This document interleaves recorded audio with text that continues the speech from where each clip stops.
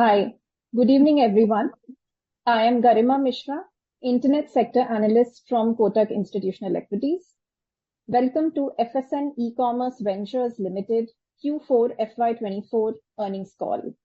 From the management at Nykka, we have Ms. Falguni Nair, Executive Chairperson, MD and CEO, Mr. Anchit Nair, Executive Director and CEO, Beauty E-Commerce, Ms. Adwaita Nair, Executive Director and Co-founder, CEO, Nykka Fashion, Mr. Vishal Gupta, CEO, Nykka Distribution, Ms. Rosita Norozi, CEO, Nykka, and Mr. P. Ganesh, CFO. Before we start, we would like to point out that some of the statements made in today's call may be forward-looking in nature, and a disclaimer to this effect has been included in the earnings presentation shared by the company earlier.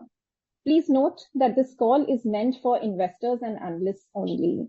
By participating in this event, you consent to such recording, distribution, and publication.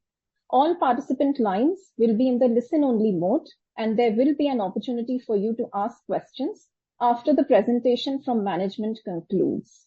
With that, Falguni, over to you for opening remarks. Thank you very much, Garima, and it's a true pleasure to be here today and speak to everybody on the call about Nykka's fourth quarter results, and also it's the year of the end of the financial year, and hence also the full year results for financial year 23-24. So I think I'll start with the first page on the performance highlights. So the quarter four performance summary for the consolidated business shows that our GMV has grown at 32% year-on-year growth and is currently at 3,217 crores for the quarter.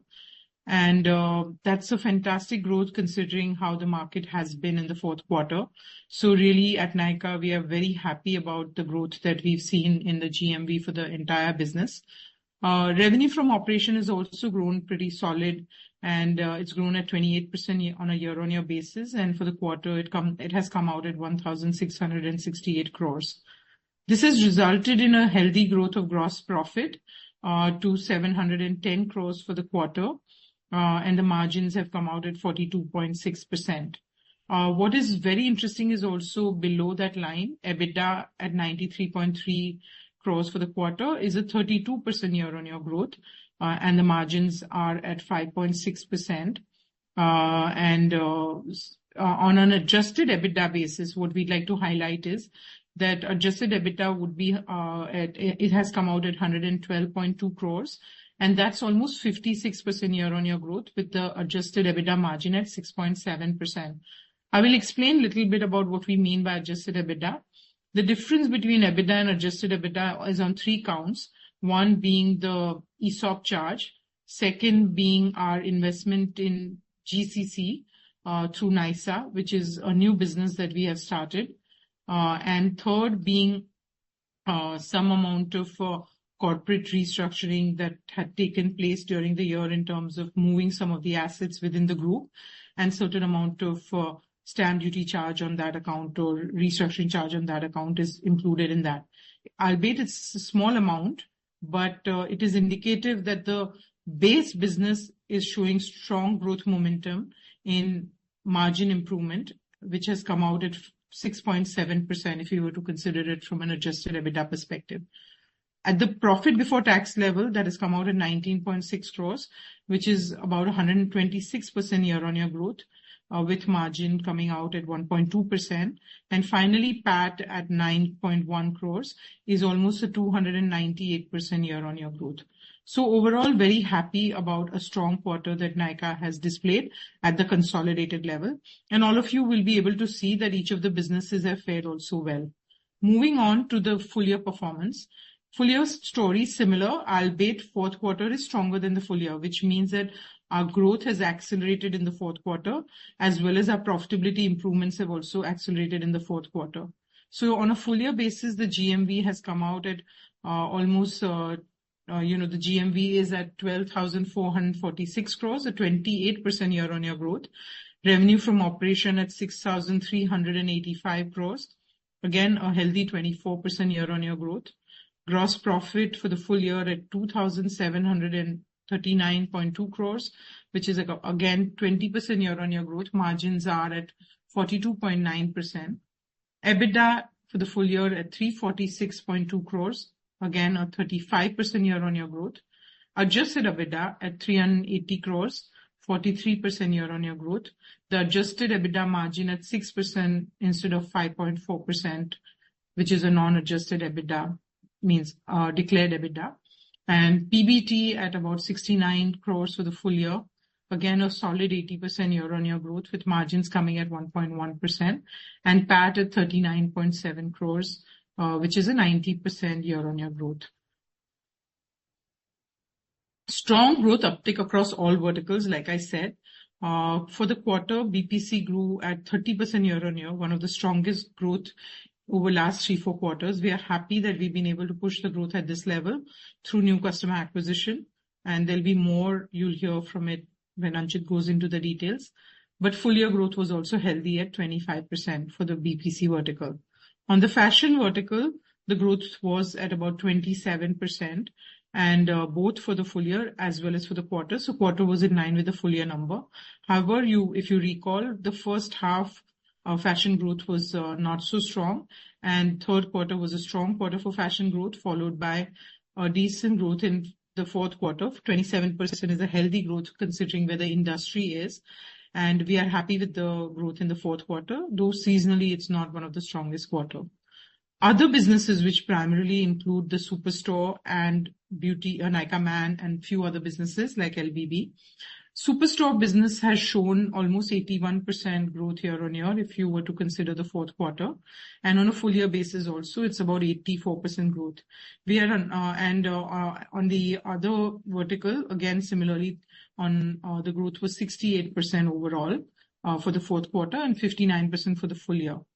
And you can now see that the GMV of these segment is also becoming quite significant, with GMV for the full year at 835.3 crores, which is a solid contribution to overall GMV activity for Nykka. So diversification is helping Nykka address a larger TAM and stronger growth. So we come to the next slide, which is exactly saying that.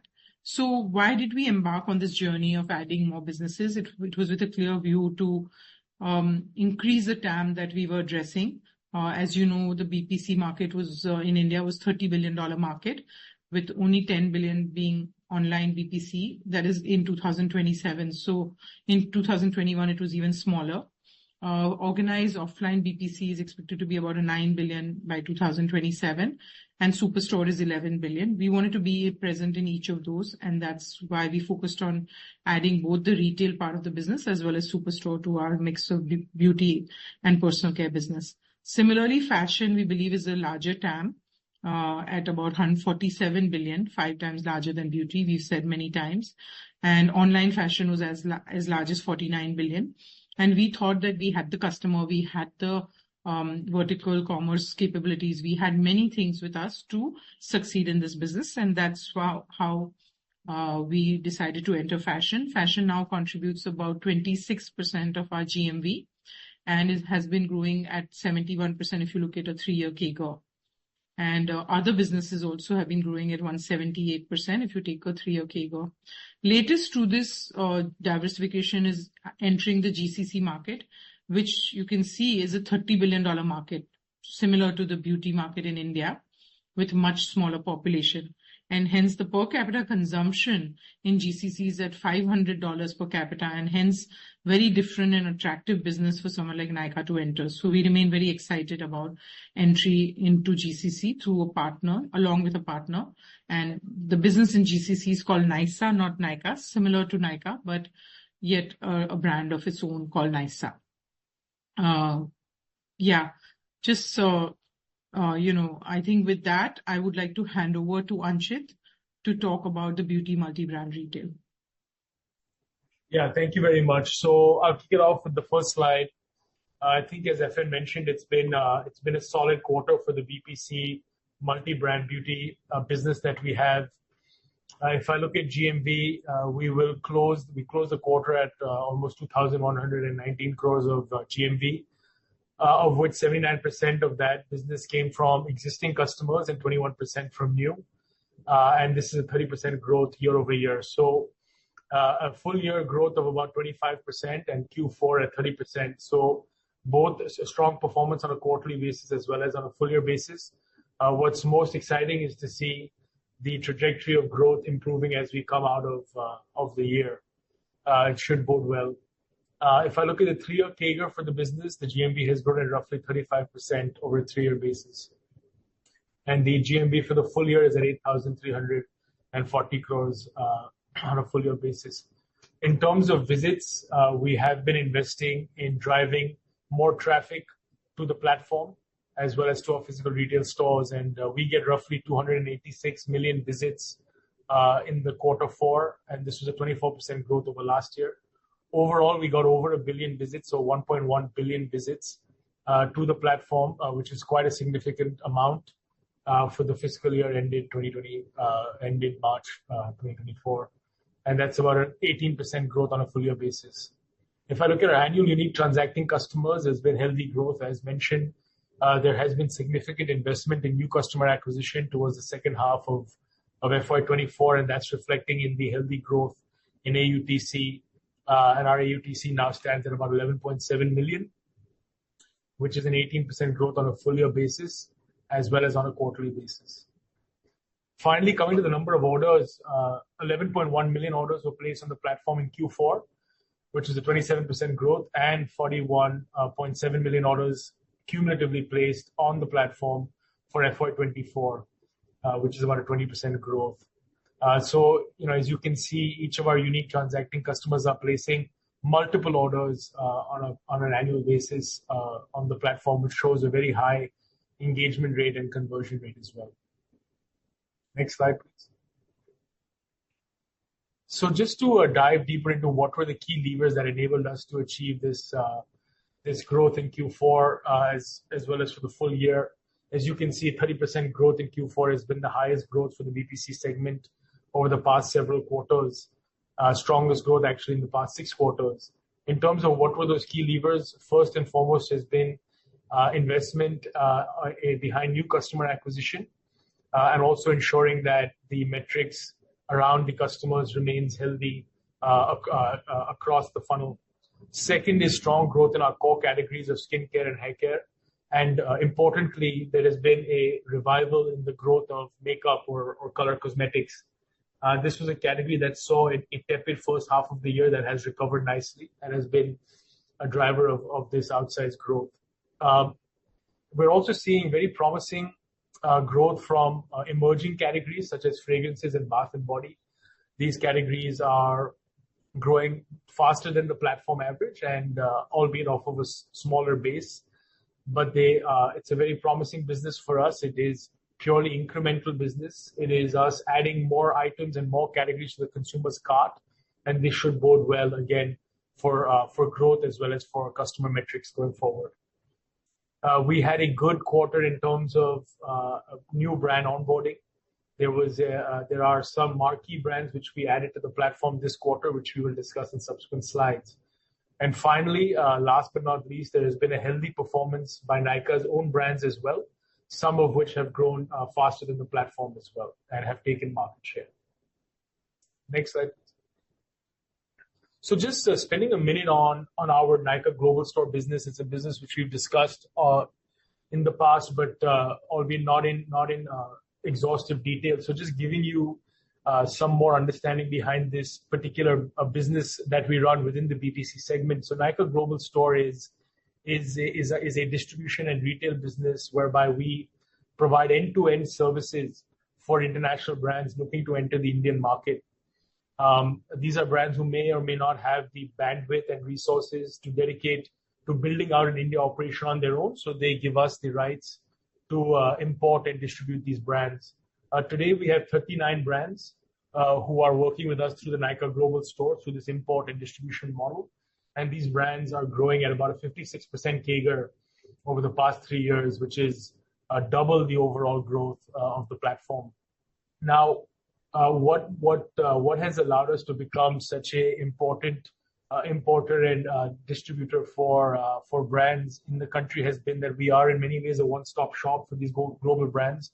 We help them with registration, compliance, and logistics, market entry strategy, warehousing and operations, distribution both on platform as well as off platform, post-order servicing and retention, and equally importantly, localization and brand building through our marketing engines.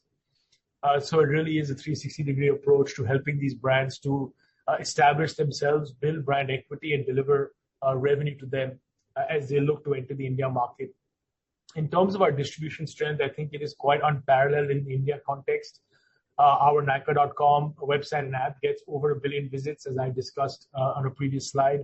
And we have 25 million transacting customers till date. And these customers have a much higher annual consumption value than the India BPC average. So it's a very engaged, sophisticated, premium shopper, which is of immense value to a lot of brands looking to come into India. Second, not only is the app a very, very strong platform and attractive option for the brands, but couple that with having the largest specialty network of physical retail stores, 187 stores that are company owned and operated across 68 cities, is a very large physical network that is of immense value again to brands as they look to really build an omni-channel presence in India. We also offer select brands access to our superstore business, which is our Nykka distribution business. So for brands more on the mass and prestige end of the spectrum, they get immense value from working with our Nykka superstore business to get access to over 1.95 lakh retailers across 1,000 plus cities. We are also offering brands in Nykka Global Store the ability to build EBOs on their behalf, so build exclusive stores for them on their behalf, as well as run, manage, and operate their brand.com websites. Finally, we are also open and able to distribute brands across third-party online retailers if that is a requirement or if that is the right distribution strategy for the brand. So moving on to the next slide, this is just a list of all of the brands which we are currently serving as importer and retailer for. So you can see it's quite an extensive list. These are some of the most well-known brands in the world. Brands like Charlotte Tilbury, one of the best performing makeup brands globally, ColourPop, LMS, Fenty Beauty, Elf Cosmetics, Pat McGrath Labs, etc. So it's a very extensive list of very blue chip brands that are trending in the global context as well. So I'll just spend a minute on one of the key brand launches we had this quarter, and that was Fenty Beauty. So for those of you who may not know, Fenty Beauty is a brand that is developed by a celebrity artist, Rihanna, in collaboration with the LVMH group. This brand launched in India exclusively with Nykka in Q4. This is one of the biggest celebrity makeup brands in the world. Now, what was the thought process behind Fenty choosing to launch with Nykka in India? I think it's quite simple. We have a very successful track record of launching and growing global luxury brands in the country over the past decade. Second, we have the largest base of premium beauty buyers in the country, as well as the largest assortment of luxury brands. Third, we see ourselves truly as brand custodians. What that means is that we really help the brands to be locally relevant and to grow their business in a sustainable way and not just based on discounts and price. We really help to build brand equity on behalf of our brand partners due to a very strong marketing and content platform which we built over the years. And finally, it's the omni-channel distribution strategy which we're able to offer, coupled with being a very vertically specialized platform which beauty brands appreciate, as we are also very, very well-versed in terms of the category in the country. In terms of the launch was in March of 2024. It was a very successful launch. We saw 30x jump in searches for the brand on the Nykka app prior to launch. We worked with over 100 influencers to create 100 million reach, which was one of the biggest amplification campaigns we've done in a while. And on launch day itself, the brand became the #1 brand on the platform on that day, and the #1 in certain key subcategories like lip gloss, liquid lipstick, blush, and highlighter, etc. So a big win and reiterating Nykaa's dominance and importance to global brands as they look to enter the India market. So spending a minute on stepification of beauty, this is a big campaign which we are running. We believe that there are three factors that drive consumption in the category. One is availability, second is assortment, second is affordability, and the third is awareness. And I think we all believe that the affordability gap is being solved in India as household incomes rise. We believe that availability is also being solved as platforms like Nykka make access to beauty brands a lot more available in smaller towns and smaller cities. But the biggest gap is on awareness. I think the reason why India has low per capita consumption of beauty is because awareness is low. And we've been using stepification, we've been using education and content as a way to really expand the market through driving more demand. So in skincare, I've spoken about this in the past. We launched a 4-step skin routine, which we developed in partnership with dermatologists. It is a skincare routine that is tailored for Indian skin.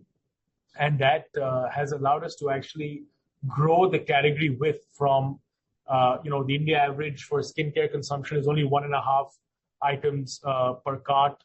And ours has reached 3.5 because of this category expansion work we've done on the skincare side. And you can see as a result of the education and marketing we did, both serums and sunscreen categories have become very fast growing categories on our platform as well as in the industry, both growing at 35 and 65% respectively. We've done similar work on hair care and color cosmetics. In hair care, we're pushing our customers to adopt a three-step hair wash routine and not just a one-step, so that we're calling that treat, wash, and nourish. On the color cosmetic side, again, to drive a lot more consumption of subcategories within makeup, we have launched a stepification regime called Prep, Cover, and Set. And as a result, we're seeing some of the smaller categories that are being included in this stepification routine are growing very rapidly thanks to this education and content work which we're doing, and it's reflecting nicely in terms of the consumption patterns which we're seeing from our consumers. Next slide, please. So spending a minute on physical retail, today Nykka is the only truly scaled omni-channel retailer in the country. I've spoken about the size and scale of our online business, and I think it's equally formidable offline as well. Today we have 187 stores across 68 cities in India and over 1.7 lakh square feet of retail space. Our physical retail business is not only is it growing rapidly and expanding the footprint, but it's also growing profitably. As you can see, this business, the GMV growth has been over 50% over the past 3 years, and at the same time managing to deliver 105% plus growth on EBITDA. So a very good mix of growth and profitability being delivered by our physical retail business as well. Just one of the new stores we launched. Just an example of how our stores are being updated.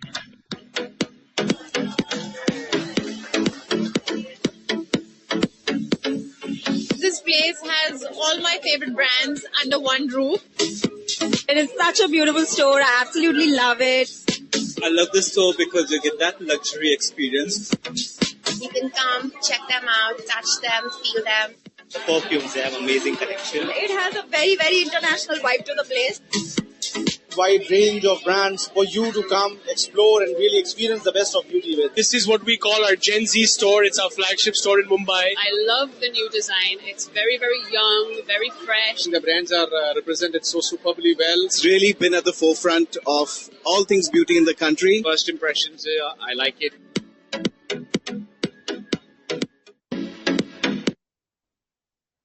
I think the message, I hope you enjoyed the video. I think the message we're trying to share is, as there is an influx of many more global brands into India and choosing Nykka as the partner of choice, we do need to have slightly larger stores and much more impactful stores. So Linking Road, this is the first new flagship model which we've launched, and you'll see more of this type of store to launch in the coming months and years. For us, our physical stores are not just a platform on which to sell product to consumers. it goes back to our mission of truly educating Indians and driving much more awareness about the category.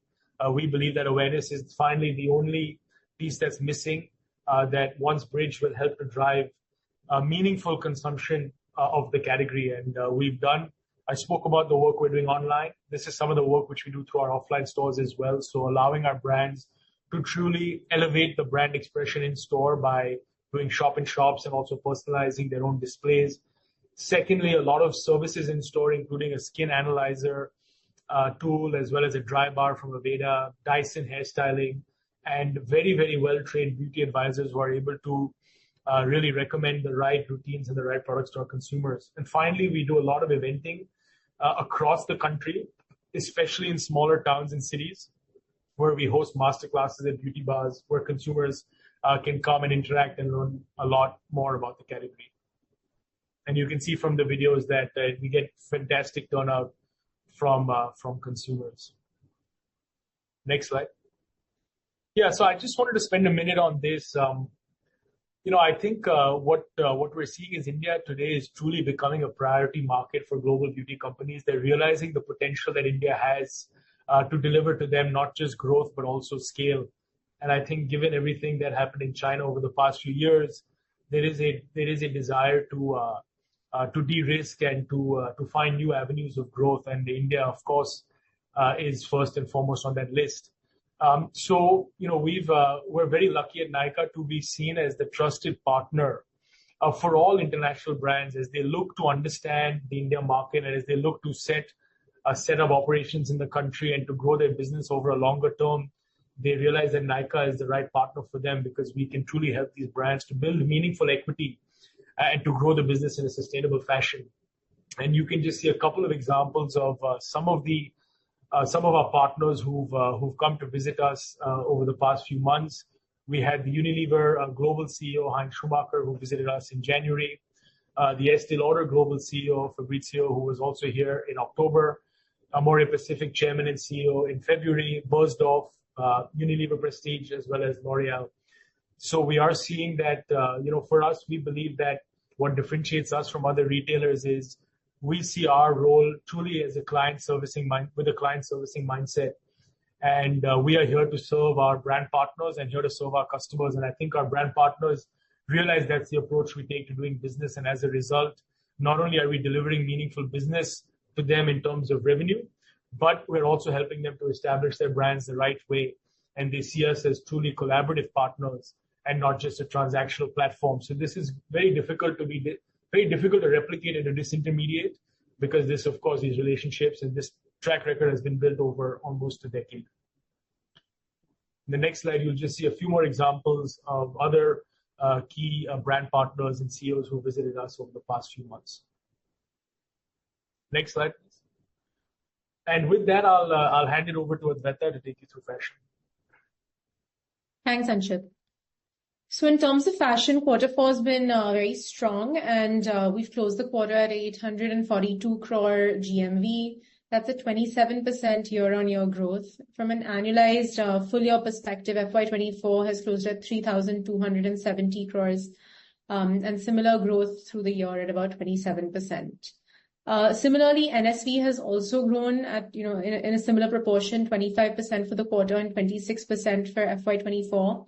I think we've made considerable improvements for the entire financial year on, returns, RTOs, cancellations. So you do see our NSV to GMV gap narrowing year on year, and that's also leading to a lot of goodness through the P&L. The third chart here on the bottom left is the annual unique transacting consumers. And here you can see a 20% growth for the full year. And FY24 has ended at 3 million annual unique transacting consumers. And from an orders perspective, Q4 had 1.7 million orders, corresponding to a 20% growth. And the full financial year had a 7 million orders, corresponding to 16% growth. Moving on. The chart on the left shows the trajectory of the last couple of quarters. I think, Q3 was extremely strong. It is also the festive season, and Q4 is generally a little bit slower than that. But in the context of the market and what we're hearing from what the fashion growth has been in general, we are feeling quite good about 27% growth, and we do feel we've taken share in Q4 as well. In terms of the right-hand side, the point we're trying to make is that we remain extremely committed to our positioning. I've spoken a lot about in the past the positioning of the fashion business, which is very much focused on being premium, being very curated, being very differentiated from any of the platforms that are out there, and we continue to lean into that. The financial year has been all about focusing in on our strengths, which is women's wear, Western wear, Indian wear, and some of these categories related to women like lingerie and active wear. And so on the bottom right, you can see that for these categories, we've actually outpaced the platform as well. So we're sort of really focusing on the type of categories and the quality of growth that we want. A lot of these decisions together are leading to much better repeat behavior, conversion rates, and therefore profitability metrics, which we'll see on this slide. This slide really tries to make the point that over the last couple of years, we've really worked on the quality of the business that we have, and that's finally reflecting in the contribution margin, which is going up quite steadily. So starting with the charts up top on the left-hand side, top left, you can see that the conversion rate, which is order to unique visitors, has gone up to 2.9%, up from 1.8% 2 years ago. I think the next chart is the repeat behavior. So you can see that 48% of our business in FY24 came from our existing customers. And we are generally seeing a lot of improvement in the cohort through this past financial year. And then the next two charts show the focus on costs. So we're working towards bringing fulfillment costs down and also marketing costs down. I would say the real highlight for us is this chart on the top right, which is marketing expenses. So you can see that there's been a significant decline in marketing expenses as a percentage of NSV.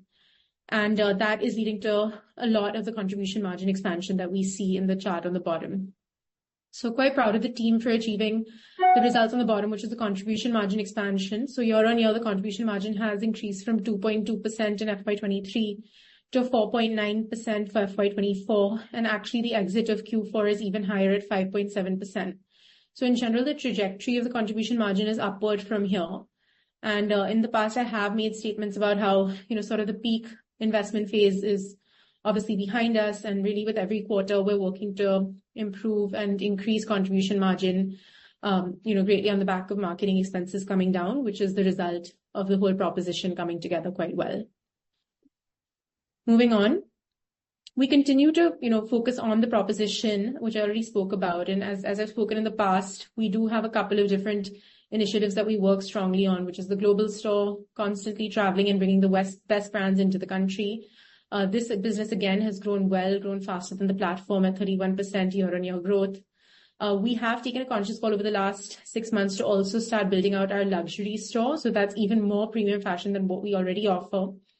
And we do think that this is a nascent part of India's consumption, and we want to be ahead of that curve. So we've been onboarding aggressively in this space as well. And it's early days, but we do feel that a lot of future growth can come from this part of the portfolio as well. And finally, the Hidden Gems portfolio, which is about those niche, homegrown Indian designers and labels who are creating incredible design right out of this country, which again, last year grew extremely well at 42%, which was higher than the platform. So, we talk about this just to give you a little bit of color on how we're building the differentiation and proposition through our assortment. On the right-hand side, we talk briefly about activewear. So as you remember from last quarter, we have signed up the Foot Locker deal for India, where we will be their online partner. And as we gear up for that, we're also getting really focused on building out our activewear assortment on the platform. And we're seeing a strong growth in women's activewear on the back of brands like Under Armour, Aloe, New Balance, and so forth. Moving on, we'll next talk about our House of Brands business. So, I think Nykka is sitting on some really fantastic assets when it comes to our own brands. So we have a whole bunch of brands, close to 20 across beauty and fashion. And some of them have actually become incredibly sizable over the last couple of years. So Dot & Key, one of the acquisitions we did a couple of years ago, has now become a 500 crore plus business. Nykka Cosmetics, our sort of flagship, cosmetics brand with our name, has become a 300 crore business. K Beauty, which is the brand that we own along with Katrina as a joint venture, that is again also hit over 150 crores. And again, in fashion, the brands we're really finding great size and scale are brands like Naked and 20 Dresses. So we're feeling very excited about this portfolio of brands that we have, and we do feel that we want to lean into some of the ones that have already hit scale and really accelerate over the next couple of quarters. We think there's a lot of value to unlock for the consumers in this strategy. And then, of course, we'll also work on our up-and-coming younger brands, which you see towards the bottom of this page. And, by investing smartly, we're hoping to find a couple of winners from these as well. Moving on this slide, we talk about the beauty own brand side. So this has become 1,000+ crore business in FY24 with a 47% four-year CAGR, and year-on-year it corresponds to a 39% growth. So again, very strong performance there. On the bottom of this first chart, you can see the contribution to the overall BPC GMV. So over the last 4 years, it's increased from 10% to 13% contribution. And Anchit also alluded to this, that a lot of our own brands are growing very fast on the platform. On the right-hand side, we make the point that our own brands are not limited to just our platforms. So you can see what portion comes from Nykka Online, what comes from Nykka stores, but also a significant portion comes from GT, MT, and other channels, which include some other online platforms where we list. And so you can see that, as part of our overall strategy, we believe these are truly brands, and therefore they need to have distribution strategies of their own. And some portion of that will be off the Nykka platform as well, and we're leaning into that distribution a little bit more. So now moving to fashion. On the left-hand side, we can see that the fashion own brands business has now become over a 400 crore business. And I think over the last 4 years, a very impressive trajectory of 100+ percent CAGR. And, that was just, we started it from scratch. A lot of brands took off. And we're feeling very good about where this portfolio is as well. And on the right-hand side, you can see similarly, there's a significant portion of this business that comes outside of the Nykka universe as well. And then about 57% or so that comes from within the Nykka universe. We now talk about 2 brands in specific as case studies. So first, Dot & Key. I did insinuate this we do feel is one of the incredible success stories coming out of our own brands portfolio. And you can see in Q4 24, this business has now hit an annualized GMV of 580 crores plus. And as of March, showing even stronger momentum and incredible growth, and likely to annualize at 700 crores plus. This business has been profitable for a while now, since Jan 23, and showing very, very strong customer retention metrics. And we're now starting to lean into offline distribution as well for this brand. But in general, the kind of trajectory we've seen over the last 3 to 4 years is really what we feel one of a kind, where the business has grown 10x in the last 4 years. Moving on. Nykd, a brand we've spoken about in the past, is one that we remain incredibly excited about. It's been just 3 years since launch, but this business is almost hitting a 200 crore annualized turnover in terms of GMV. And it's hit this scale in really a very short period of time. We're seeing incredible retention metrics here. It's the #1 lingerie brand on Nykka Fashion. It's the top 3 bra category on Amazon. And we're also leaning into EBOs, both company-owned as well as franchise-owned and operated. And we are leaning into physical distribution as well, because we think there's a clear play in GTMT for this brand. This brand as well is profitable. So with that, I'll hand over to Vishal to take us through the Superstore business. Hi, good evening, everyone. We had another great quarter for Superstore, and I want to land 3 messages. The first point is that we are scaling up really nicely. Second point, we are also very mindful of the quality of scale up, which means that we are continuously improving the quality of our orders so that the scale up is profitable. And thirdly, we are very conscious of our cost, and with scale going up, there is a significant improvement in our unit economics. So coming on to our scale up and growth numbers, you can see from this chart that we had a 84% growth in our GMV, and it's now close to 600 crores in FY24, but a 120% growth in NSV, which is about 350 crores, and that is coming on the back of significant improvement in our pre-delivery leakages by over 800 basis points, which just means that our quality of service to our retailers is improving, and therefore there are much less cancellations, and therefore we have better conversion between GMV to NSV. We have 75% increase in our transacting retailers. We have close to 2 lakh transacting retailers, and we are now covering greater than 1,000 cities. So it's a good scale up on plan. You're growing nicely. as you can see from the left box, that our order growth was also upwards of 70% with, 120, you can see the order numbers. But also importantly, our quality of the orders has improved as measured by the size of the orders and the mix of the brands in each order. So our basket size increased by 33% and our AOV went up by 23%. And within that, we moved our mix towards our high margin brands so as to improve our margins through mix. Yeah, so quality of our growth is also quite nice. And you can see that as we grow and as we become big, we are also able to get more ad income because we have more, visits and footfalls in our app. So you can see that our service income improved by 165 basis points and now starts contributing significantly to our profitability. Our fulfillment cost comes down by close to 700 basis points. Our S&D cost close to 600 bips, and overall our contribution margin improved by 900 bips, right? So scaling up nicely, but scaling up in the right way with significant quarter-on-quarter and year-on-year improvement in our unit economics.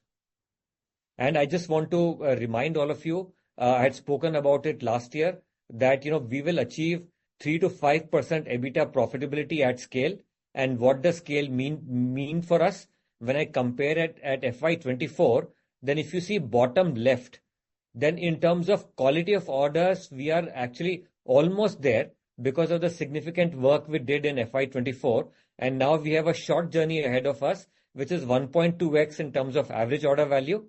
And then, 9x in terms of GMV, which is driven by 3x in terms of onboarded retailers and 7x in terms of orders.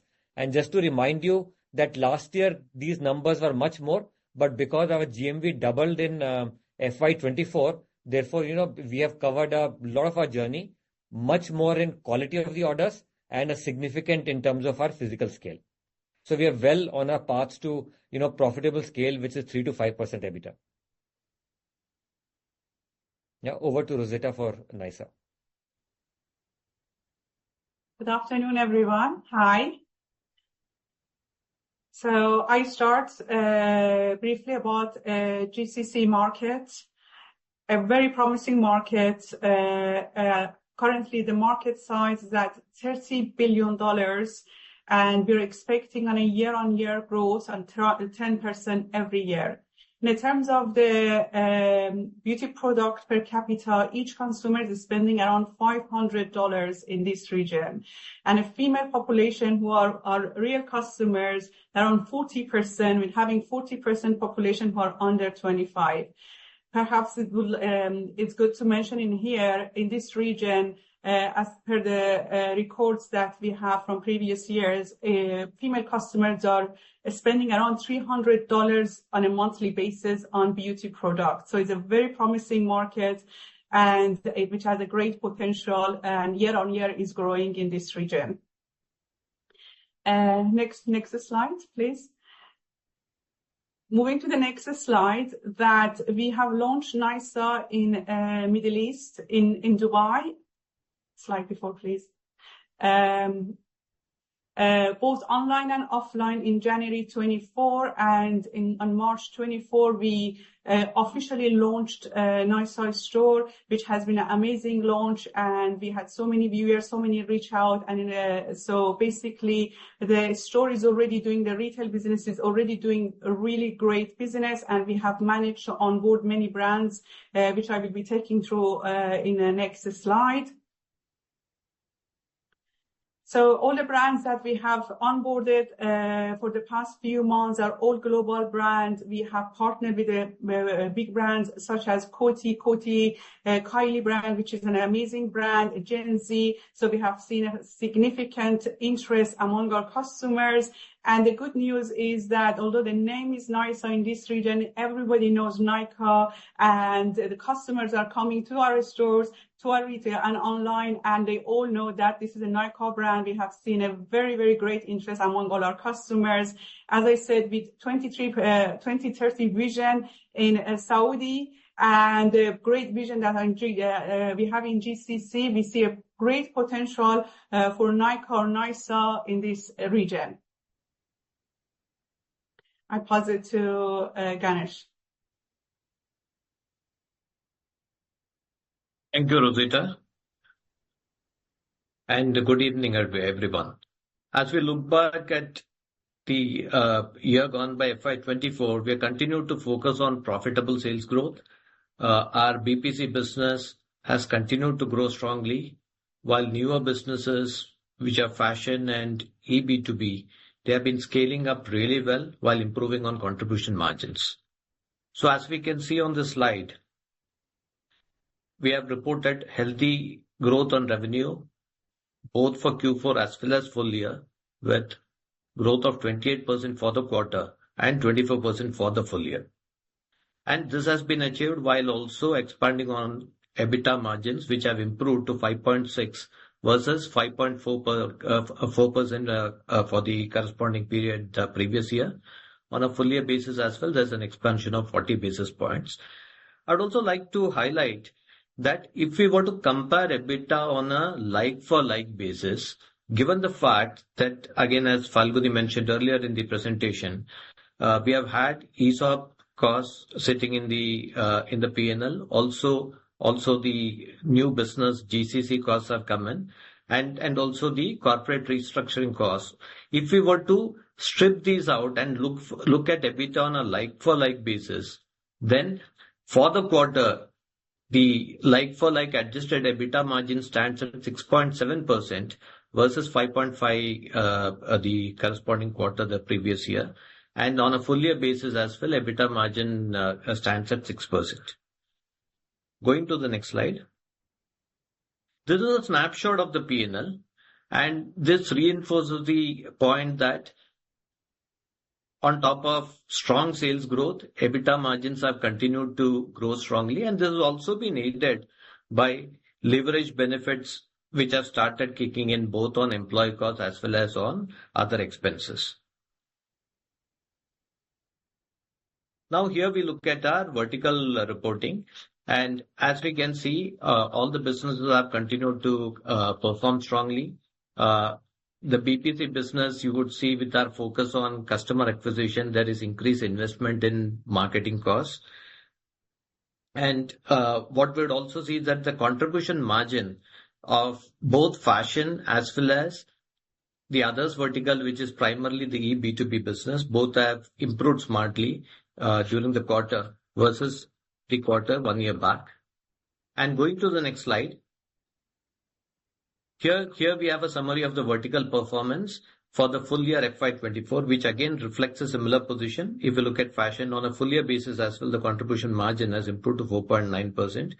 The beauty business continues to perform strongly with contribution margin of 25.5%, whereas the contribution margin for the others vertical has also improved significantly from minus 19.9 to minus 10.6.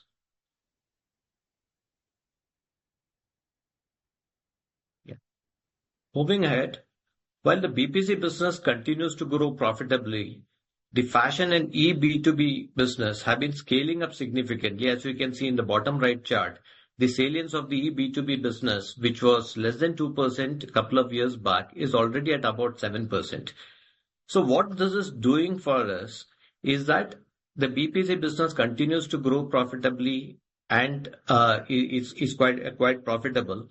Whereas at the same time, on the back of improving contribution margins, both in fashion as well as eB2B, all of this is actually filtering into the improved EBITDA margin. And as adjusted EBITDA margin, we can see there's a continuous upward progression over the last 3 years.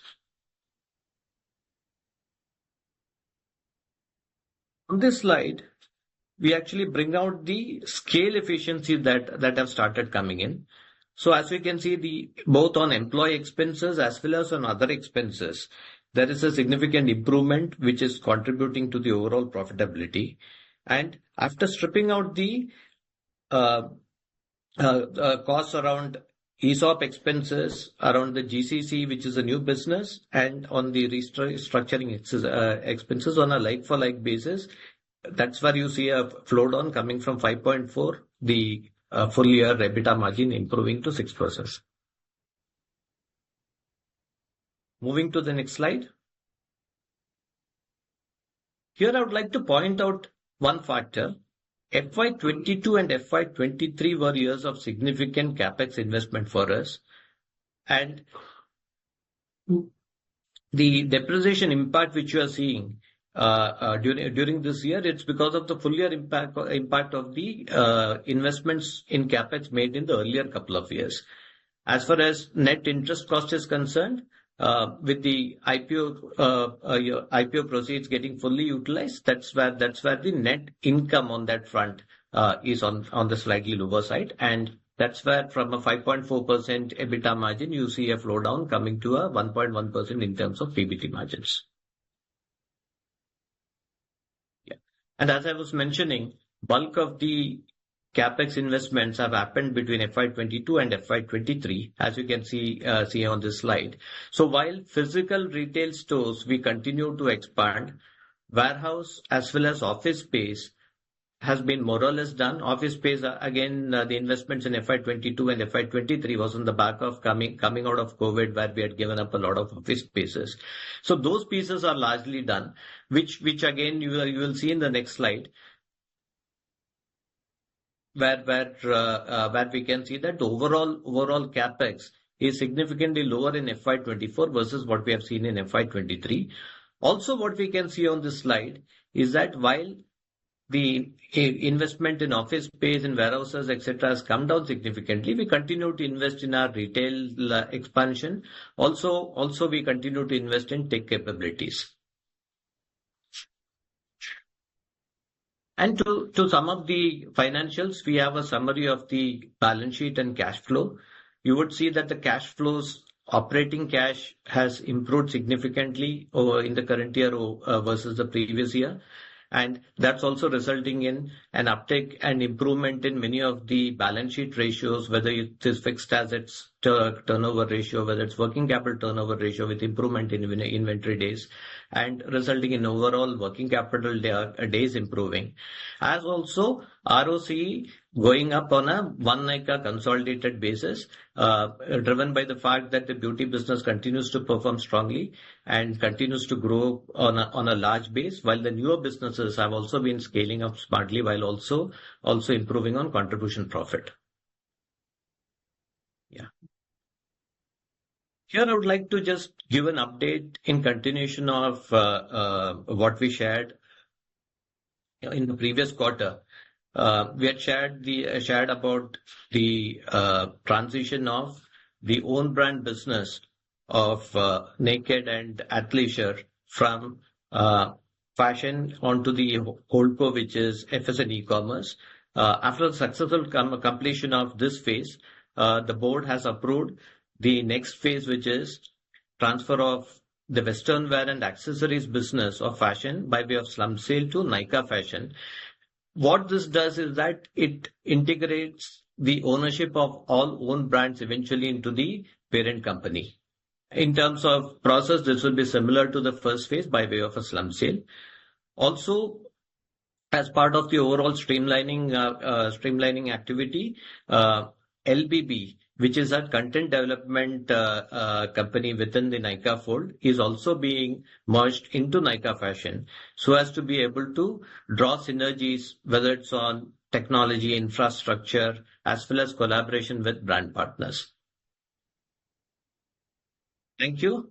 With that, back to you, Garima.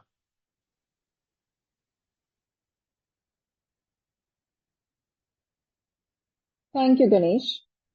We will now begin the question and answer session. If you would like to ask a question, please raise your hand. Before asking the question, please introduce yourself, providing your name and your organization name. If possible, please switch on your video as well. Please limit yourself to maximum of 2 questions so we can accommodate as many questions as possible. We will wait for a moment while the question queue assembles.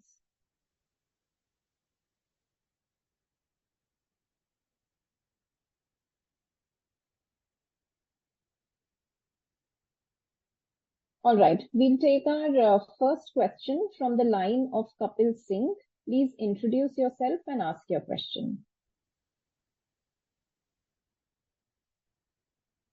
Hi, good evening. I hope you can hear me. Yes.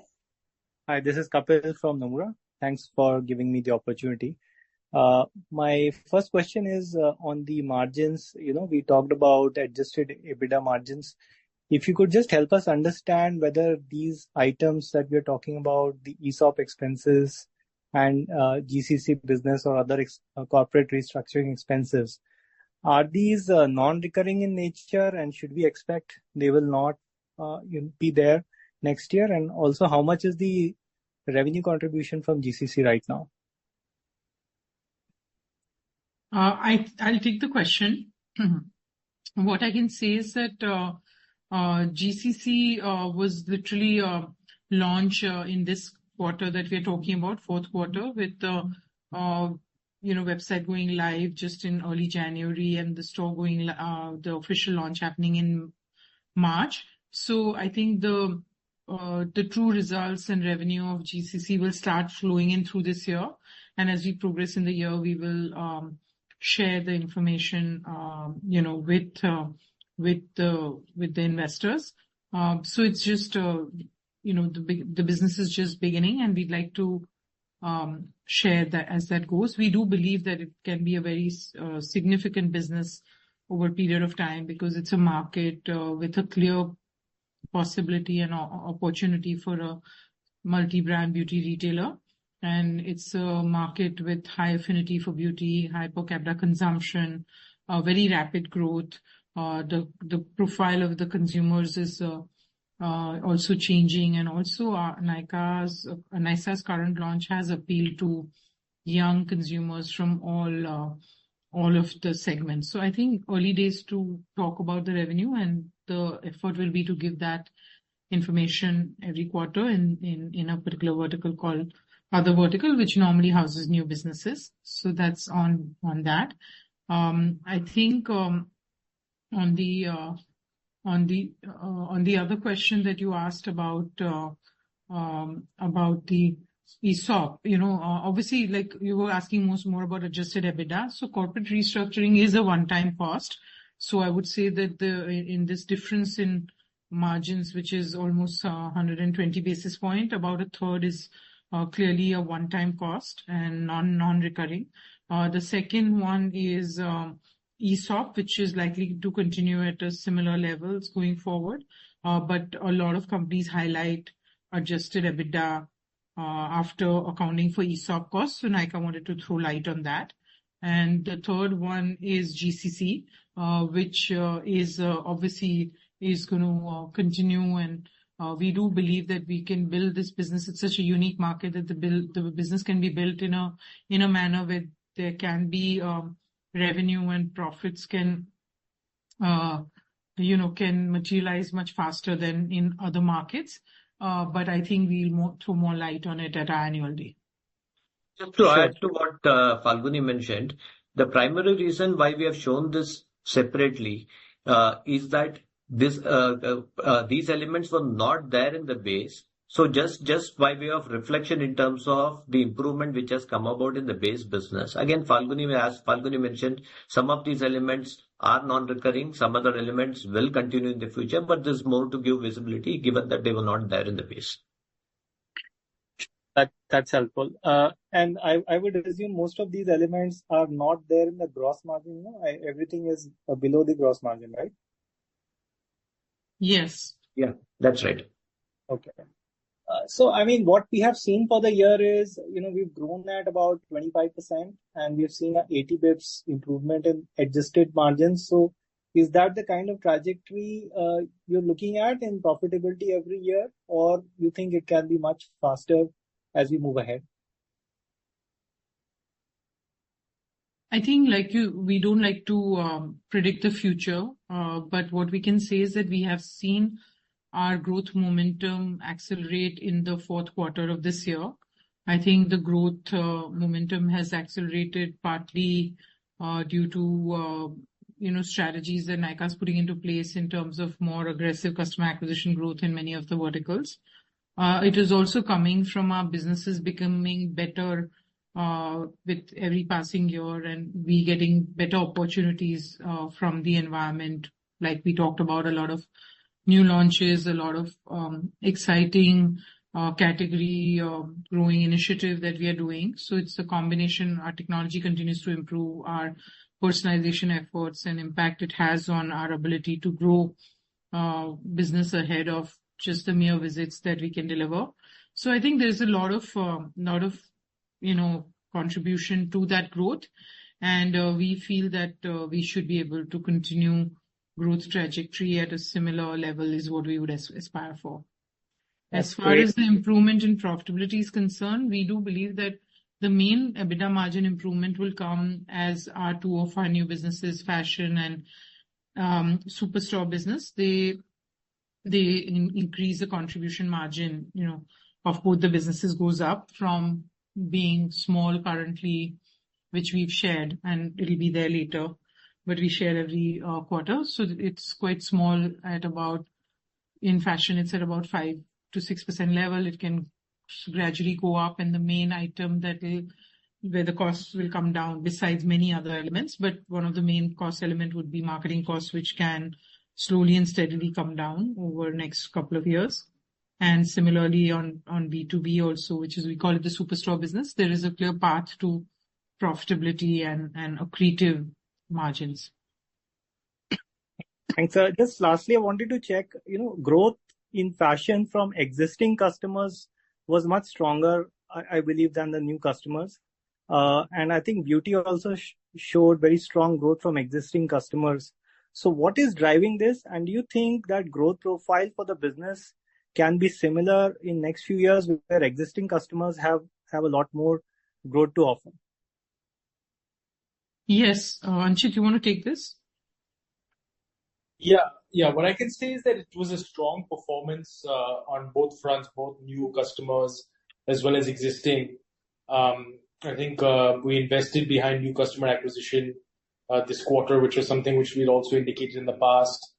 There are many customers out there who are yet not shopping beauty online, and Nykka is their first destination for them to be introduced to the world of beauty. So there is a lot of opportunity for us to continue to acquire new customers, and I think we really accelerated that, and we saw the fruits of that labor play out in Q4.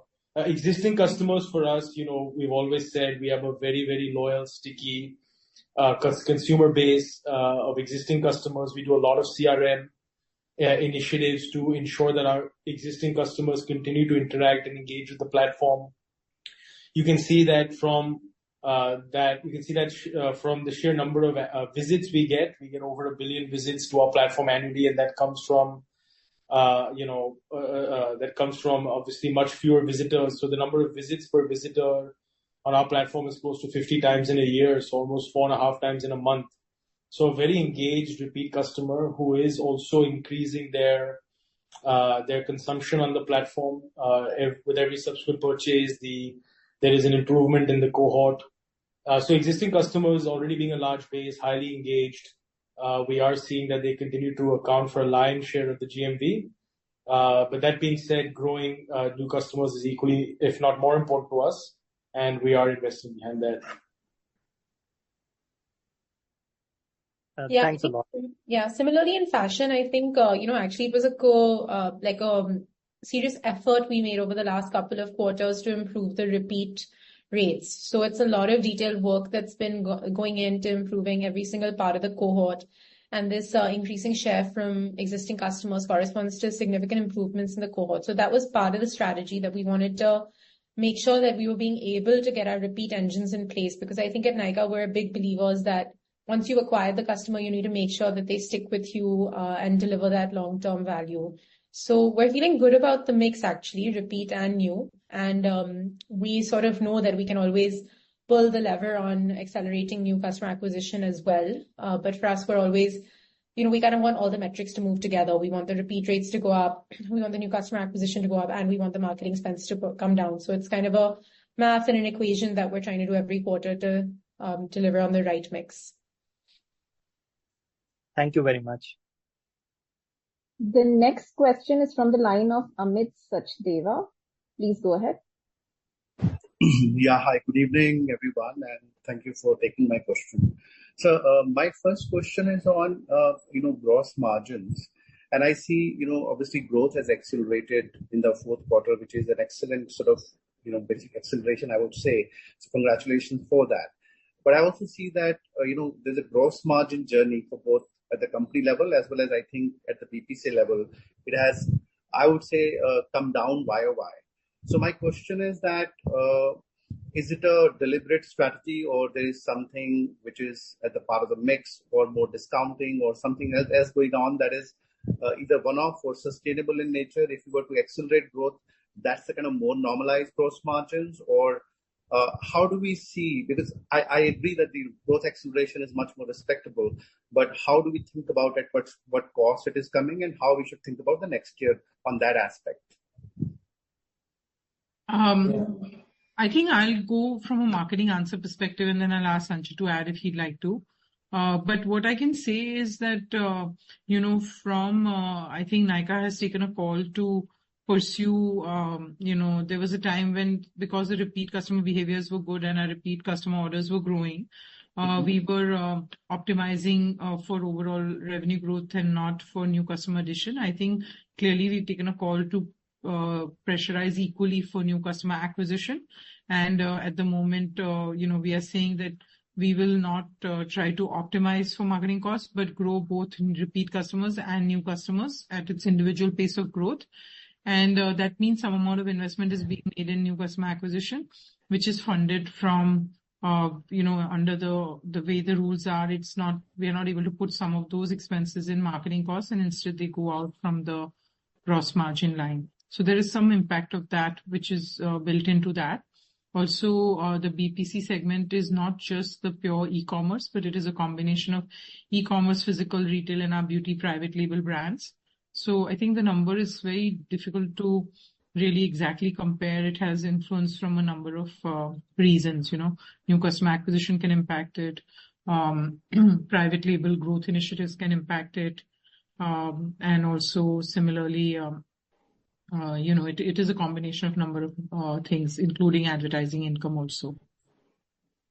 Got it. But I think we do believe that it's at a good, healthy level, and it can definitely be sustained. And in fact, obviously, every company will try to improve it.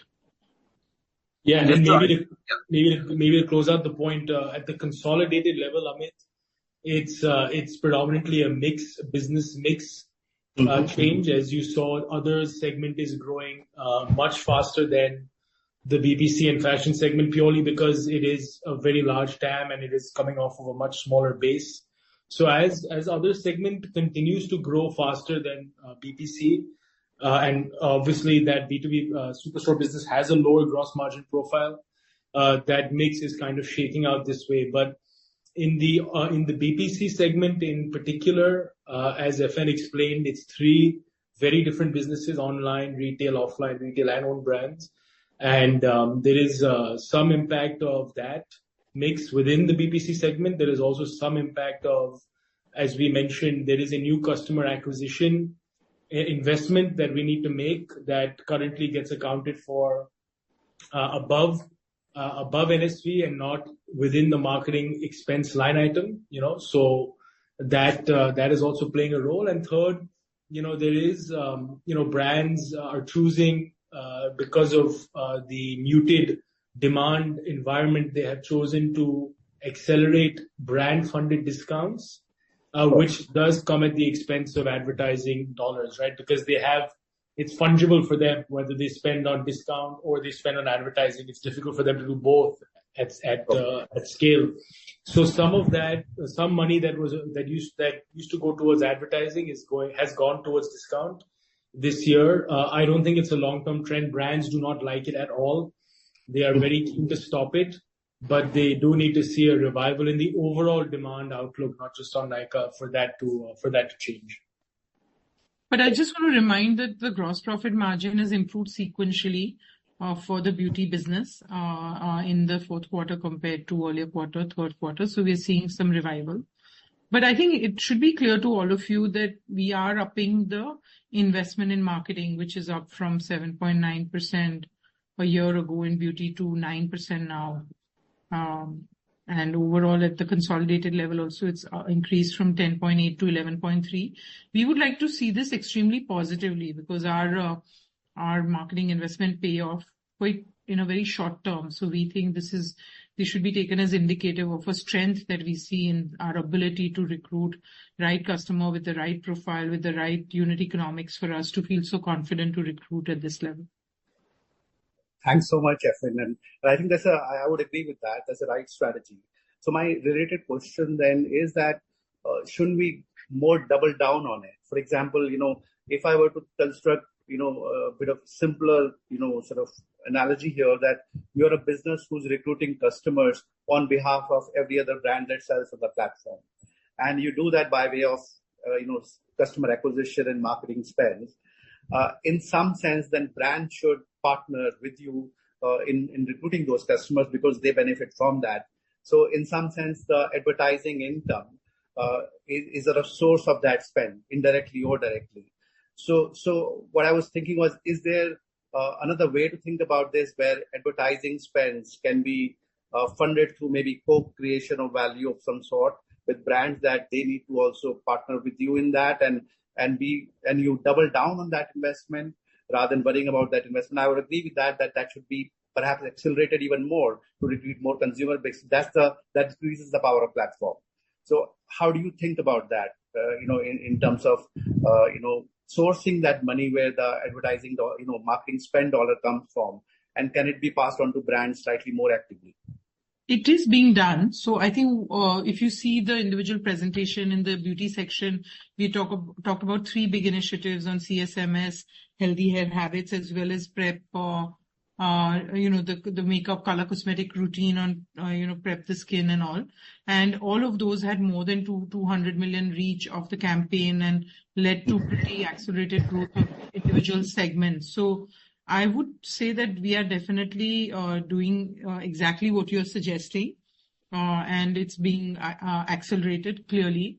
And I think it, of course, this is the chart I was talking about, and you can see the impact of it, like sunscreen are growing at 65% year on year on our platform. And as a result, a lot of sunscreen brands are also growing well in the ecosystem, the ones who are catering to this. So I think there's a very big effort that Nykka is doing, and we remain quite excited. Overall beauty consumption is so low that I think we could generate multi-year growth, and we don't see competition. We think that the market has enough play available to continue to grow it and benefit from Nykka as a front runner in whether it is like this kind of marketing campaigns, ability to have brand partners and brands that can benefit and grow on our platform, as well as the tech platform and customer engagement and customer databases that we have where we can sell. Like we've always said that it's not about selling Kajal to the next marginal customer, but it's all about selling more products to the already existing database of customers, and that leads to repeat behavior. And we're trying to match the new customer growth also to that healthy repeat growth. So I think we are really trying to optimize for the best possible outcomes. Great. So that's very helpful. Thank you so much. And lastly, if I may, just advertising, we went to a new model of more tactical and, from more banner based to being more tactical and view based. Has that started to, make a big change in the way advertising was bought and you were able to monetize it? Is there something that you would like to share? So I'll ask Anchit to answer this. But before that, I always like what Anchit says, that, if we were to say that, advertising income will go up, we are almost saying that the ROAS for the brands will go down because we won't convert adequately. So our effort is to keep capturing bigger and bigger marketing income, but deliver high revenues against that. So I think with that, I hand over to Anchit to say this. What do you exactly say at every meeting? Yeah, I think you summarized it well.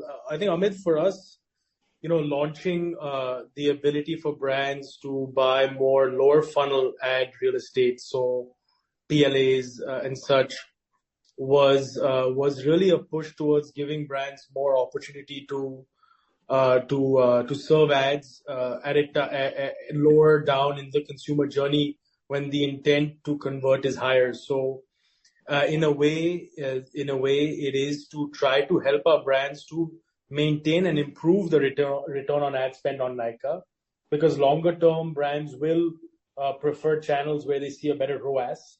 So we're not looking to increase the ad dollars and not see the same incremental growth in revenue. The real goal for us is to have revenue growth and ad dollar growth in line. And some of the new features like PLAs that we launched, as well as some of the personalization work we're doing and some more initiatives that you'll see soon, are all in order to help brands realize better ROAS so that they are able to spend more absolute dollars on the platform. It's a journey. Building an ad platform in-house is a tremendous amount of tech work and development. And I think a lot of the heavy lifting is done. Features are now out and available to brands. There is a bit of change management to do for brands to understand the value and to really come up with the right marketing constructs for them. But there is very good early adoption, and we'll continue to focus on really moving ad dollars into these new ad opportunities and not being so heavily dependent just on selling banners on the homepage, as you said. So that is a process. It takes time, but brands have appreciated that we're doing this for their benefit. And I think as this price intensity that brands are facing amongst each other, as that subdues, as that resides, then you'll start to see those dollars moving back into the ad income bucket. Got it. Thank you so much, Anchit. Thank you, FN. Congratulations once again for great set of numbers. Thank you. All right. Next in line is Percy Panthaki. Please go ahead. Hi, am I audible? Yes. Hi, this is Percy Panthaki from IIFL. So firstly, I have to congratulate you on your category building efforts and your growth in the private brands. However, we are an audience of investors and analysts, and profits do matter a lot in our evaluation framework. So the FY24 EBITDA, I was just looking at the model I had 2 years ago. The actual FY24 EBITDA has come about 40% below the estimate I had 2 years ago. I don't think this would be too different versus what the consensus would have expected at that time either. Apart from the losses in the other businesses, even the BPC EBITDA margin seemed to have peaked out at low double-digit levels versus earlier expectations of mid to high teens in the medium to long term. The overall company EBITDA margin has increased 100 basis points over 2 years. So my question here is, are we as analysts and investors quite disconnected from reality on the profitability part of the business, or have your own EBITDA estimates too reduced versus your original expectations? And in case it is the former, I think the IR function of the company should make some effort to not keep estimates completely divorced from reality. I can understand that you may not want to give a guidance, but if the consensus estimates are nowhere near achievable, maybe sharing your thought process on profitability will help. So for example, consensus estimates for the company overall build 450 basis points EBITDA margin expansion over 3 years versus 100 basis points over the past 2 years. Is this within a likely range of outcomes? Your thoughts on this, please.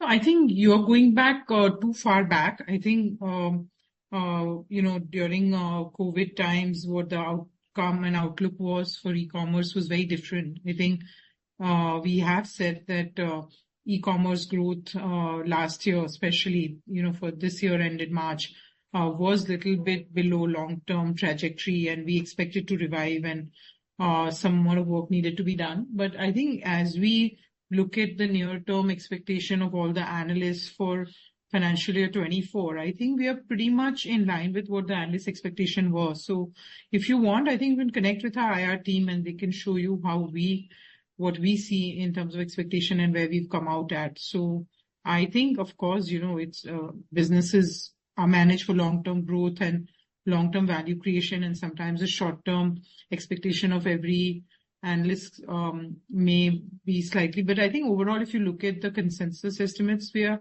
quite a bit in line from a near-term perspective. Over 2-year trajectory, it's difficult to say. I think what probably was not very well built in was, definitely in fashion, where we thought that during the COVID time, the growth came in very easily.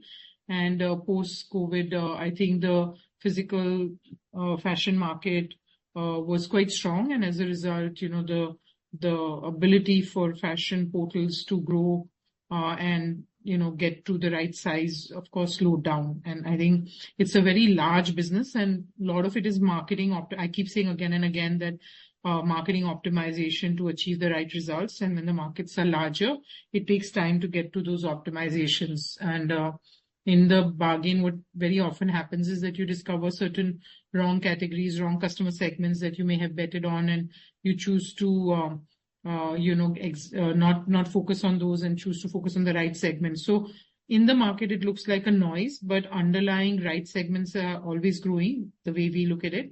And sometimes, entry and exit out of a segment that we reject ends up creating a noise of not adequate growth. So quarter-to-quarter growth, as seen from outside and an investor perspective, tends to be slightly different than how we look at it internally, where we look at it by categories, segments, and, and of course, we obviously look at all of these even versus Android, iOS app, versus mobile, and versus mobile web.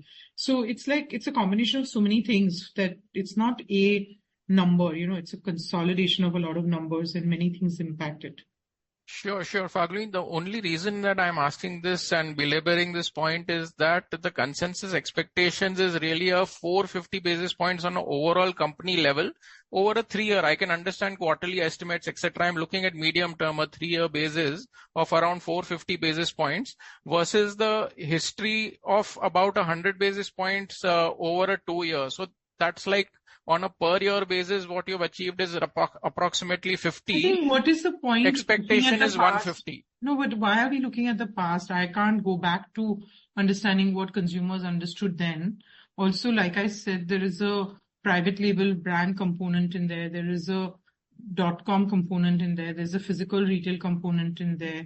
So there is a lot of, a lot of combinations there. So it is not a very simplistic way to assume. But I don't know from IPO time, but definitely if I look at the near-term expectation of what were the expectations this year, which we have looked at, we think that, we think the investor understanding of our business model has improved over last 1 year, and we are trying to, make sure that happens. Fair point. Yeah. My only reason for bringing up the past is that do we see an acceleration in the margin expansion versus what we delivered, or is that something that we should align with the historical numbers? It's very difficult to answer over this thing. If you want, we can meet. Sure. We can take this offline. That can be given in a few minutes that we can commit to. Sure. But maybe I can add, Percy, if I look at what was the BPC segment's gross margin in Q4 FY21 or even FY22, say 2 years ago, it was at 44.1%. That number is now at 46.8%, right? So you're seeing almost a 270 basis point improvement.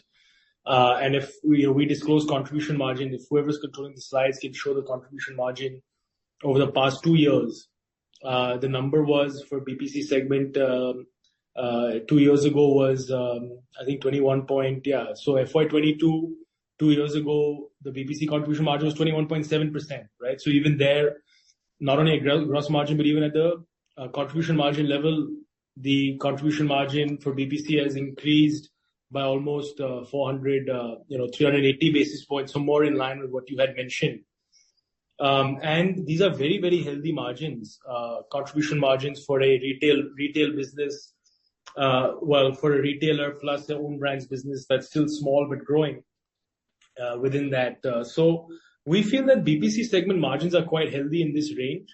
Maintaining margins in this range while also investing heavily behind new customer acquisition. And remember, customers who are being acquired for the first time in Nykka generally tend to be new to the category. So there is a lot of work to be done on them to improve their average order values over time because, they're new, they are shopping limited assortment. They need a lot of work to get them to higher AOVs and higher ACV over time. And I think the fact that we've managed to still deliver growth on margins despite accelerating and acquiring many more millions of customers and continue to expand physical retail stores and take more and more brands shows you that it is clearly a focus area for us, and it has moved considerably at the consolidated level.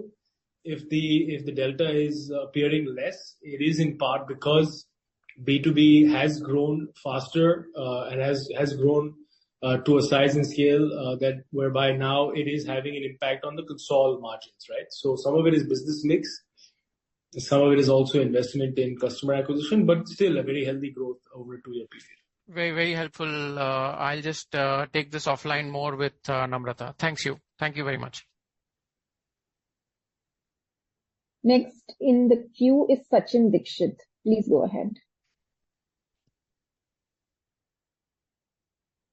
Hi. So congrats on decent set of results.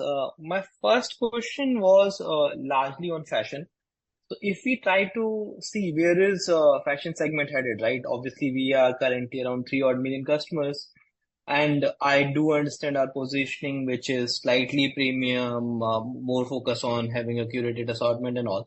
Where do you think, like, if, let's say, potential customer base is X, what percentage of X have we captured and where do we see reaching? Like, maybe not in exact numbers, but more like vaguely, how do we see that? Yeah, I think, the kind of way we look at it is that we believe that we've captured about 15 to 20% of the premium fashion market in the country. So we do feel that there's a lot of scope to continue growing within the premium segment. And so, for us, AOVs and so forth are a good indicator of, being focused on our positioning. And we feel that there's easily room to grow the new customer acquisition, at least for the foreseeable future, while remaining focused on this positioning. And do you believe your marketing expenses can still continue to maybe show leverage while you do that? 100%. I think today, like what we know about marketing and what we know about where to acquire customers, how to acquire them, the quality of customers, the quality of brands, how to bring down returns, is all of that is now knowledge that we have, and we feel that using a lot of that, there's still loads of scope going into FY25 to reduce marketing in particular. And so when we think a lot about contribution margin expansion for FY25, there's a little bit of gross margin expansion on the back of ad income and so forth. But there's a lot of contribution margin expansion on the back of marketing expenses that we'll strive for. Understood. Thank you. My second question is on beauty global brands, basically. So we did highlight a bunch of brands that work with us that we have imported and brought to India. On this, like, is there any sort of specific effort that you put in place to make these brands exclusive to Nykka, or are there any brands which are exclusive to Nykka yet?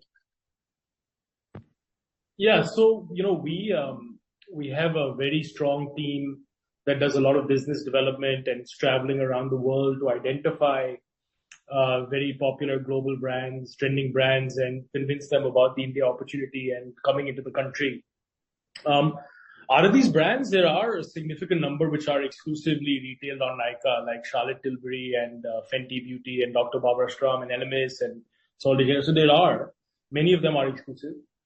Some of them used to be exclusive, like Huda Beauty, which is no longer exclusive, but it was with us exclusively for 3 years before they expanded their distribution beyond Nykka. So it's a mix. What I would also say is there are some brands which we are importing through Nykka Global Store, which are more masstige in nature, whereby it's actually in the best interest of the brand to have much wider distribution than Nykka, especially through what we call general trade and modern trade.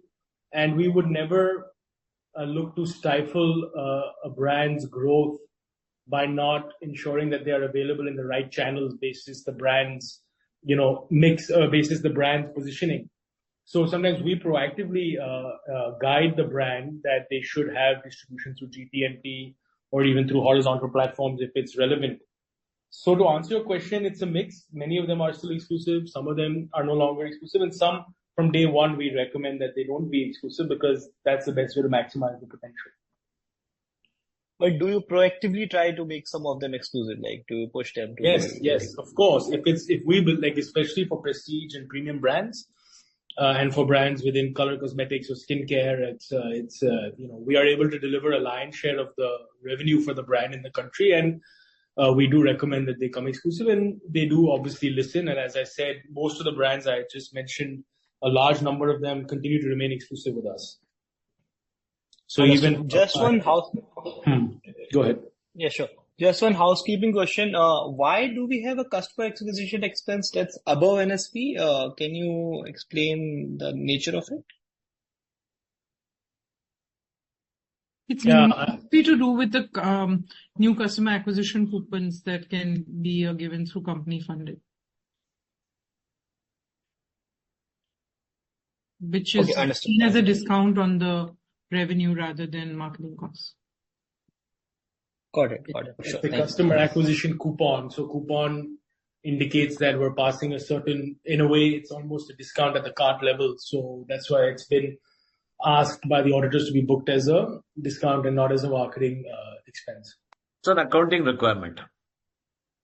Sure. Fair enough. Thank you. Next question is from Vijit Jain.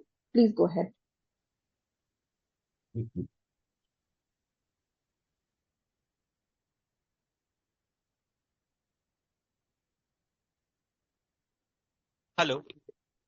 Hello. Yeah, we can hear you now. Yeah, sorry about that. I have just two questions. One, just looking at BPC and fashion business, and in terms of, the number of orders you get per annual transacting users, in general, fair to assume, right, that fashion should see more engagement over time, more orders per actual transacting customer per year. For you guys right now, it's about maybe 2.5 for fashion. For beauty is about 3 to 4. Now I'm wondering, because in fashion you focus a lot on, right mixing your customer set, etc. Shouldn't we expect that order volume per transacting customer to go up? Your thoughts on that one, please? Yeah. I think broadly that, the math of how many transactions every customer does, we tend to look at it a little bit more in detail through the cohort view. But even, just answering your question, do we in general see that transactions per customer will go up? That is definitely part of the whole repeat exercises that we're doing. So we are pushing the average transaction per customer per year to go up. And I think by adding more categories, by being able to service more of their needs and need states at different points of time in the year and in their life is the way to do it. So I definitely feel the platform is still young. The categories in the assortment is still developing. So there is 100% expansion on transactions per customer that can be expected. Yeah, maybe I can add. It's also a couple of things on the beauty side. As I said, we're doing a lot of work in terms of category expansion through what we're calling driving awareness for the stepification and regimentation of beauty. So that can help orders per visit, orders per transacting customer. But two things. One is, please remember, this is not a grocery category where these products need to be replenished very frequently. In fact, if you've ever bought a perfume or you've ever bought an eyeshadow palette, maybe you've not bought an eyeshadow palette, but these are categories which, these are SKUs that take time to finish and therefore replenish. So it's not like a food category or a grocery category, it's slightly different. So number of orders per transacting customer will never have that same frequency.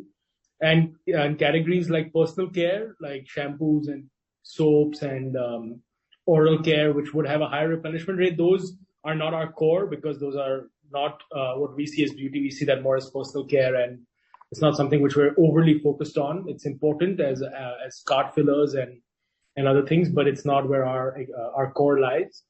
So that's another thing. And finally, it's about how low the per capita consumption of beauty is, right? Average Indian spends less than $15 per annum. So a lot of work for us to do to increase the per capita consumption, which should reflect in orders. And the other thing is, we also try to push consumers to increase the size of the order. So the average order value for us is much higher than that of competitor platforms, both in fashion and beauty. So, it's we think that's a better model. Could we try to push consumers to do more orders for a customer but at a lower AOV? We could, but that then doesn't make sense on the unit economics of the order. So, because there is a fixed cost of fulfillment, there's a fixed cost of acquisition. We rather try to maximize the return on that investment through trying to maximize the AOV and not necessarily the sheer quantum of orders. Correct. My last question, this is basically if I just look at the store addition that you've done this year, right? You've mentioned some details around where you've opened them. Just looking at FY25 and onwards, if you can give a color on where your store additions is going to be. And with your own brands, do you have plans to go on to some of those quick commerce platforms? Thank you. Yeah, on store expansion, what I'll say is that we've learned physical retail quite well over the past decade that we've been in the business of physical retail, and it's not always very easy for e-commerce companies to develop that physical retail muscle. And I can ask you to maybe let me know of some other retailers, online retailers, who manage the transition well. But we have managed it quite well, and as a result, we're delivering profitable growth in our physical retail segment. So it's working very well for us. We think physical retail is a huge opportunity. So much of beauty retail in India is still being done offline. And so the potential for store additions is huge. We've said publicly in the past that basis our e-commerce data and our consumer data, we believe there's an opportunity for about 350 to 400 stores in the country. We're not even halfway there yet. So you will see a similar pace, if not a slightly accelerated pace of store addition over the next several years. In terms of cities, today we have stores across 68 cities, and 100 of our stores, 106 out of our 187 stores come from non-metros. So we are very well diversified. We've penetrated quite deep into tier 2 markets. And in terms of new store openings in FY25, I think you'll again see a similar mix of non-metro and metros. Got it. Thanks, Anchit. And just wondering also, sorry, I missed the part. I don't know if you replied to the quick commerce bit. And also, on besides tier 2, tier 3 cities, are there other kinds of, retail store that you could open, like travel retail in airports and those kinds of things? Thoughts on that segment of the business? Thank you. Yeah, so it's a good question. What I will say is we're always thinking about, can we try a different format that could be more scalable, because our existing format is very specialty and it's a relatively premium, and as a result, it's important to be in premium destinations. Could we do a slightly more drugstore-like format for beauty products? We could. And it's something which we will evaluate, and we are evaluating. That could, of course, increase the expansion of our network, but we will obviously disclose that as and when it's the right time, if we are going ahead with that. In terms of quick commerce, what I will say is quick commerce, the assortment, we see that quick commerce is not a demand generation channel. It's more of a demand. It just meets existing demand. It doesn't create new demand because customers don't discover products. They don't learn about brands. They kind of just replenish SKUs that they're already aware of. So the demand generation work we will have to continue to do. In terms of, for very limited assortment of very basic SKUs, quick commerce could be a channel for certain brands of ours. I think one of our brands, Dot & Key, is already retailing a limited assortment through quick commerce. So it's something that, again, we're evaluating, and we will, as and when that happens, we can disclose more. Great. Thank you. Thank you so much. Thank you. That was the last question we can take today. There were a few questions on the chat box. These may be taken up separately with Nykka's investor relations team. I would now like to hand the conference over to the management for closing comments. Thank you. Thank you, Garima. And thank you, everyone, for being with us today. I just also wanted to mention about one more announcement that you'll see in our filings with the exchange. There is a a board member who has come onto the board. His name is Santosh Desai. He brings with him immense marketing experience and can add value to and contribute to Nykka. So you'll hear about that. We are quite happy and proud to have him as part of our board, members. And yes, some of the restructuring announcements that we talked about again have been intimated to the exchange. And we do see that at the parent level, getting FSN e-commerce, which is the standalone company of the listed entity, we want to make it stronger. It needs to be under the structure of Indian owned and managed company. It needs to be a manufacturing and a brand company rather than a retailer. And as a result, when the brand show promise of being quite sizable and having a journey of its own, we are restructuring it all at the top level. And we are really happy to say that in this house of brand is the word we don't like, but because it is a collection of beauty and fashion brands, we are not able to say like a consumer company, but we are really proud to say that as much as close to 1,500 crores of GMV can be now reported amongst our brands that we manage and are building for the long term. We remain excited about the future promise that these hold. So if I may say that at this juncture, with a pretty decent performance in third quarter against market expectation and a stronger performance in fourth quarter for all our businesses, and a lot of work towards having a cost structure for new businesses like fashion and B2B, which tells us that we are able to get scale with right unit economics. We remain very excited about what the future holds for Nykka. And as part of that, we are investing clearly in customer acquisition. We've always strongly supported customer acquisition in post-COVID environment, but if I may say so, it is accelerating a bit. Physical retail also is a very exciting opportunity thanks to the market creation that Nykka has done so far. So when we entered the market, it was the per capita consumption of beauty in 2012 was only $6 per capita. Today it stands at $15 per capita. And with that, I do believe that today it surprises us when we go to smaller states, smaller cities like Raebareli or other smaller cities, Jamshedpur or others. We are quite surprised to see the kind of revenue momentum we see. So we do feel that since we already had a well laid out path on what we wanted to do towards 350 stores, we are accelerating that. And you'll see a good growth in the coming year. You can see that the 5-year GMV of physical retail business is also 50% plus. And we think we will continue to accelerate that. And obviously, we are premiumizing certain high-end store with larger store footprint. Again, shows our confidence in the beauty business.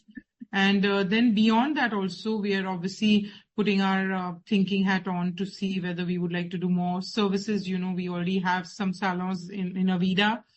We may do some services. I'm not making big announcement about what we'll do, but I think as a beauty retailer, whatever opportunities lie in the industry, I think we remain ready to capture, be it in form of additional stores, be it investment in technology that we will make towards greater, investment in ad platform or in personalization, Gen AI, Chat GPT, all of those can be very interestingly leveraged. So I'm just back from the US, and I feel that India is a big beneficiary of tech revolution that we are seeing. India and US are big beneficiary, and I remain very excited about what future has to hold for us. With that, I thank everyone. We'll end the webinar now. Thank you.